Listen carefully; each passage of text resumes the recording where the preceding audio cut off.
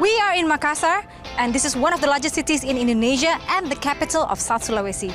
Today, this marine city is known for its culinary treasures. Meat, seafood and desserts, this place has it all. Welcome to Makassar. The best way to discover a country is through its food, which is why I'm taking Toby and Darren on a gastronomic adventure of enak food spots all over wonderful Indonesia. So we can create new dishes inspired by local flavors.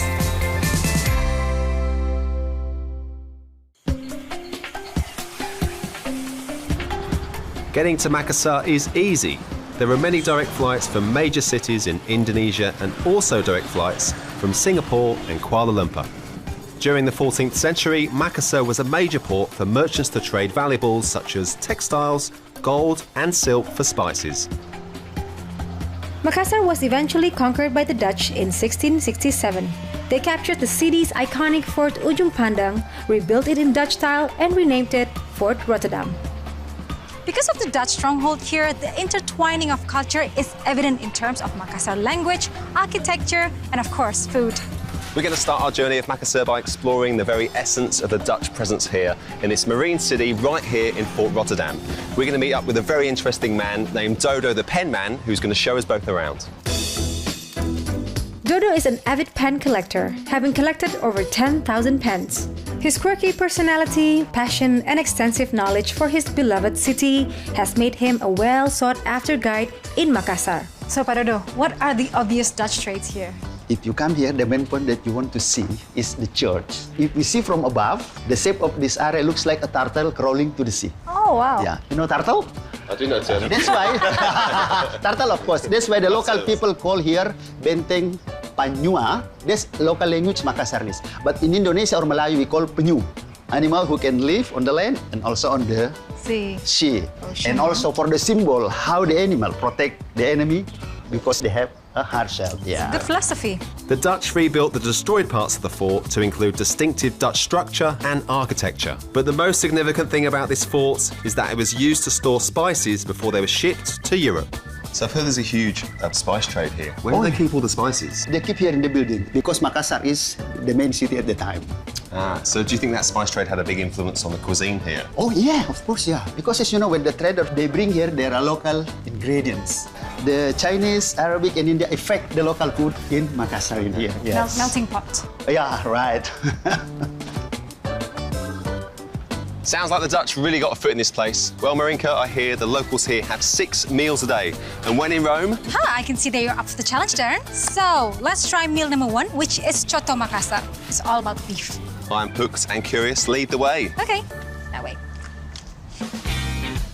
People in Makassar are passionate about food, especially dishes that include fish and meat. Sulawesi food is fiery and the variety they have here in Makassar is endless. So it's no wonder the locals here are known for eating up to 6 meals a day. But although Makassar is a seaport, one of the food staples here is beef. And if you haven't tried Coto Makassar, then you haven't experienced Makassar to its fullest. Coto Makassar is a famous local stew consisting of beef and innards such as liver, lung, and tripe. And like this wonderful city, it too has a rich history. Some say Coto Makassar was influenced by Middle Eastern merchants, as evident in the use of spices. Others say it was the Chinese merchants who brought it in, since Coto Makassar is consumed with tochu, a famous ingredient in Chinese cuisine. Regardless of its origin, it is now a proud local favorite. We are going to the famous Warung Coto Nusantara, which has been around for 30 years, to meet Ibu Haja.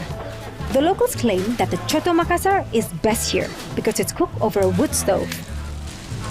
Di sini kan saya lihat ramai banget nih. Dalam satu hari bisa keluar berapa porsi itu, Ibu? Kurang lebih 500 porsi. Busy. I know, right? And so is this dish difficult to cook? And is it at all possible? Can you please show me how to cook it?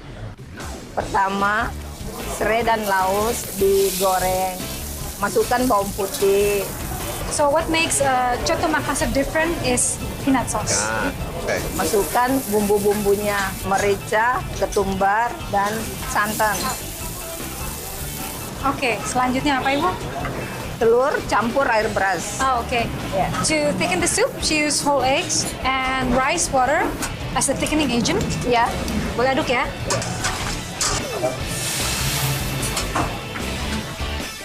Then in goes all the meat and you cook it for a good hour or so to get its rich and tasty broth. Oh wait, smells delicious. I know. So now the best bit, the eating. Traditionally, you eat it with a little bit of this rice cake. Okay. We call it ketupat. I mean, there's some really quite strong flavours coming from, you know, you've got heart in there, liver, kidneys, and when cooked for a long time, they can be somewhat bitter, but I think because of that, you've got coconut and the peanut butter, and you've got all that sweetness that counteracts that, so it's actually a really well-balanced soup. Now I've got a taste of the famous Choto Makassar, I've got a couple of ideas for my very own cooking demonstration. Oh, really? Well, perhaps I can take you to an island to get more ideas for you. Can't wait.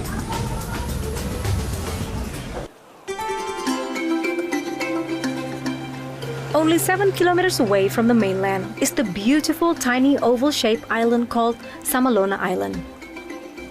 There is a legend about its waters.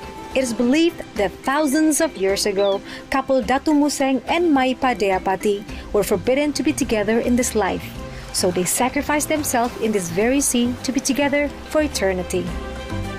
Today, people come to the island to relax and enjoy a barbecue. And because we're on a mission to eat like the locals, we too are going to take our daily catch and barbecue it right here on the beach.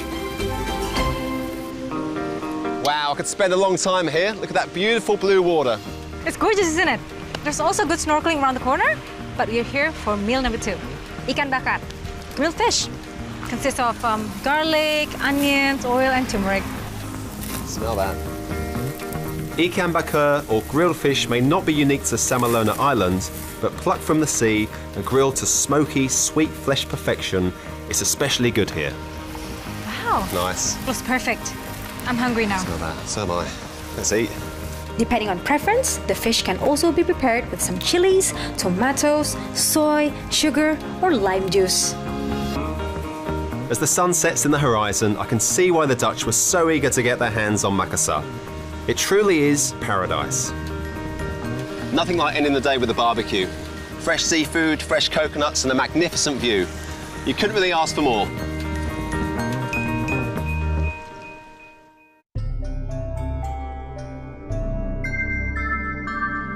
Makassar was a thriving seaport in the past where merchant vessels used to trade their goods for spice.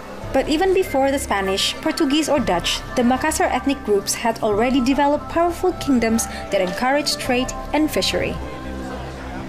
One cannot avoid coming to a seafood market when you're in a marine city like Makassar. This is the very popular Rajuwali market. Fish is sold here around 6 or 7 in the morning and later at 3 in the afternoon. The catch varies from totak tuna, squid and teri to flying fish roe. And because it all caters to smaller fishing boats, you sometimes get a better deal. And the catch of the day is bolu fish, or what we call usually as bandeng. And this is used a lot in a lot of Makassar dishes, especially ikan palumara, and it's very influenced by the Portuguese. Let me guess, this is our next stop for dish 3? That's right. Palumara ikan is a dish native to Makassar and is prepared with garlic, shallots, lemongrass, the bolu fish, tamarind water, brown sugar, turmeric, and chili. So Darren, this is a very simple dish. Yellow fish broth with the fish that usually bolu fish. You can use mackerel as well to cook this, but the locals said that this is the best, using bolu fish. Let's taste it. Okay. Cool, it's quite viscous in consistency. It's fairly mild. Really? Yeah, I think it's like nice and, like it's not super spicy or like doesn't blow your head off, despite the fact there are whole chilies floating on top, but it's quite deceiving. I think it's really quite mild. There's a lot of acid, it's kind of a bit sour. I quite like that, it's really refreshing, especially in this heat, but it isn't at all. Oh, you have to try this too. Ah, okay. It's the melinjo crackers. So these are from seeds that are pound until really flatten and deep fried. Really good. It's good, huh? Delicious. You like it? Okay. I can take you to this Pusat Ole Ole, which is a souvenir place at Sumba Opo Street. Okay. Yeah? First, we finish the soup. I came, I ate, I conquered. And that was dish number 3. Only 3 more to go.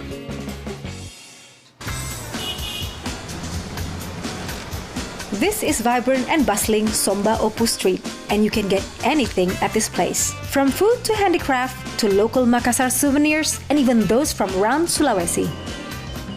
Over here, you're exposed to the world and culture beyond Makassar city, one of which is the Toraja people. The Toraja people are one of 4 ethnic groups in Makassar. The word means people of the uplands. Torajans are renowned for their elaborate funeral rites, burial sites carved into rocky cliffs, traditional peak roof houses known as tonkanan, and colourful wood carvings. And on the long Somba Opu Street, you can duck into any one of these many handcraft stores here and get a souvenir by the Toraja people, such as elaborate carvings, Toraja coffee, and textiles. This looks very unique. What is it? It is, isn't it? It's Tongkonan House, native to Toraja people. You know, Darren? How about you find me a souvenir that represents Makassar the most? And I will give you a surprise. Right, you're on.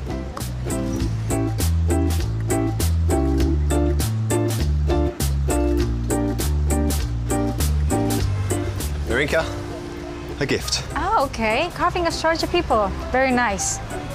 And that's your surprise. A green banana. Yeah, it's Makassar specialty. Try it. It's not even ripe. Okay, I'll show you the real surprise. Another green banana? It's a very special kind of banana. I'm not entirely sure about this. Marinka spoke to me about the special green banana dish, and it turns out she was telling the truth. Pisang ijo, which literally means green banana, is one of Makassar's most iconic desserts. Sweet, aromatic and filling, Pisang ijo can be found almost anywhere on the island. And to keep up with my mission of eating 6 meals a day like a local, Pisang ijo is my dish number 4. So there's obviously bananas here, steamed, and they're wrapped in this rice flour mixed with the pandanus leaves. That's why it's green. And then syrup, like pink syrup, shaved ice, a little bit of condensed milk, and what makes it special is smooth rice porridge. Great. Let's try it. Okay.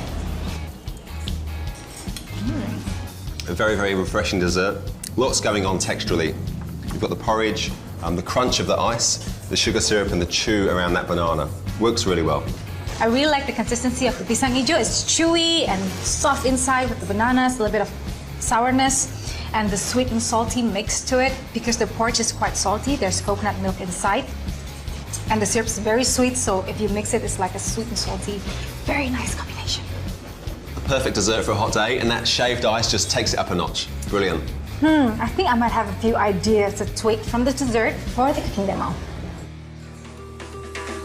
With 4 dishes down, we're making a pit stop at Tuarco Toraja Coffee for a drink. Makassar locals love their coffee, and Toraja Coffee is the coffee to try while you are here. Tuarco Toraja Coffee produces their own coffee and has a coffee plantation in Toraja, a 6-hour drive from Makassar. They are one of the very few places in Makassar that serve Arabica coffee. And after seeing Toraja Coffee being snatched up by tourists at Somba Opu Street earlier, I was curious to find out what the fuss was about. Toraja coffee is really famous. It's one of the best Indonesian coffee, actually. Right. Mine is cold brew, so it's very clean in terms of taste, very crispy, a little bit acidic, but I like it. Beautiful. I actually normally like loads of milk in my coffee, but this is a great way to enjoy, you know, I like the cold pressed brews as well. They're kind of interesting. It's a cleaner representation of the coffee. Yeah. Without milk, I'm getting all those nuances. Like, there's a bit of, but this is a bit of caramel. It's very, very smooth. A little bit of vanilla. It's beautiful. Okay, I admit, that tasted pretty good, and I can see why it's a big deal. But now it's time to hit the food trail again.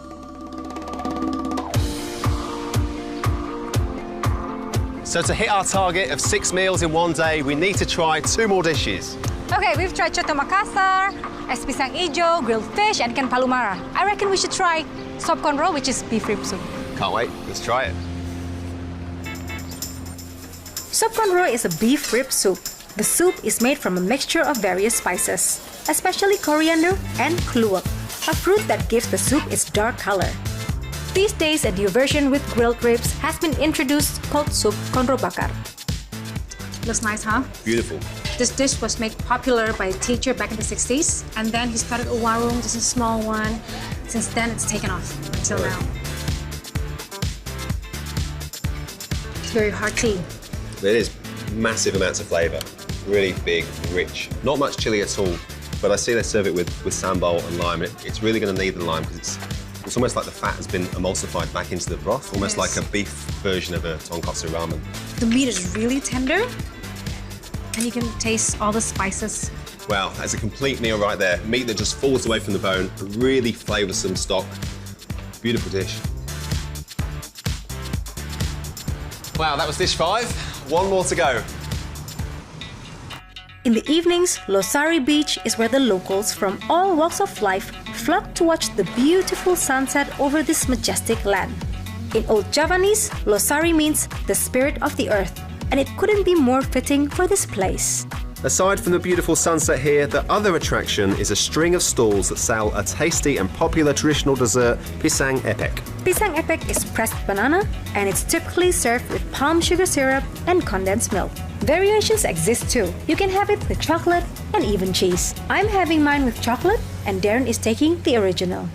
Wow, the chocolate pisang epek is very dense. It's a bit chewy as well, but I like the chocolate thing here because it's sour and there's a little bit of sweetness from the chocolate. I've got the original.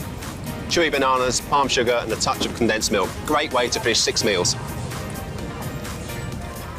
I honestly didn't think I could match the Makassar way of life of having 6 meals a day, but we did it.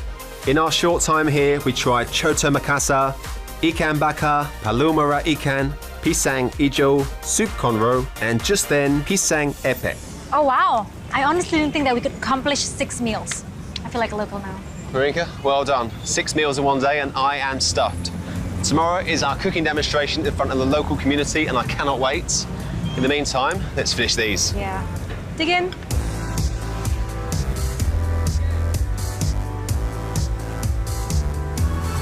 Beautiful.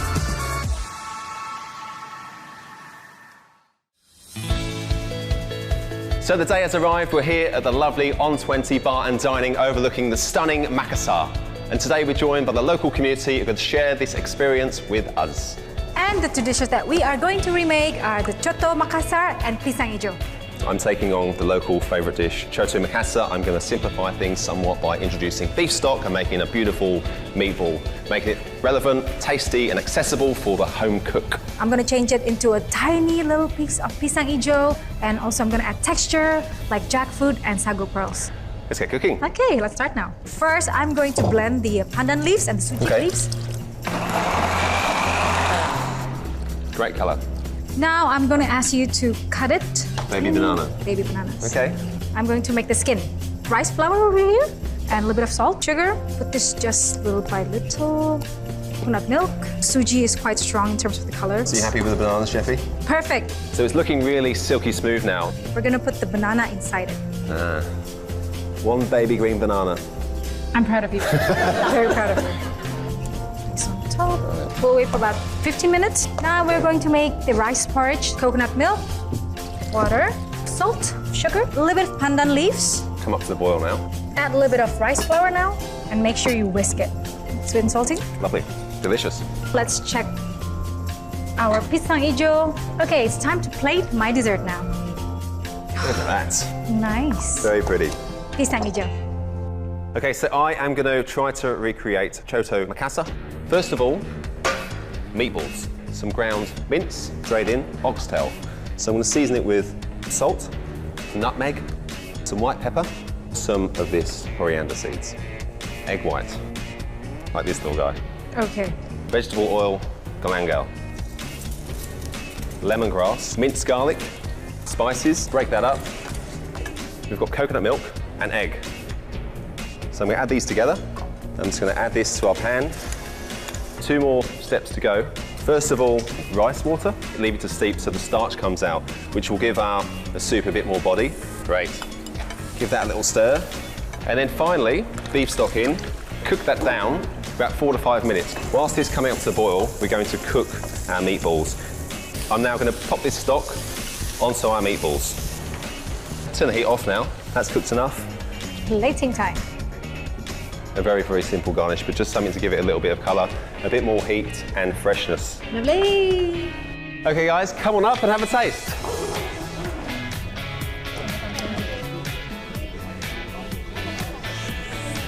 Perfect. Oh,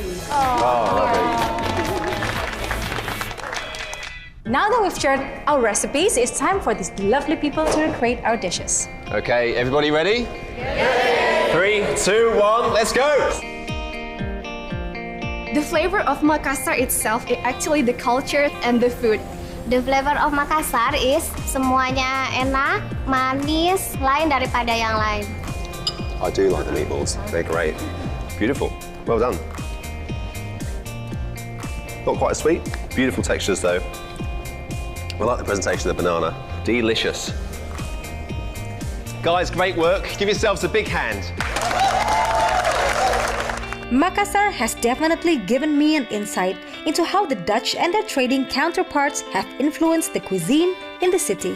The variety of the cuisine here, the culture, the beautiful landscape found in and around Makassar makes this a city I definitely will return to. I will be back.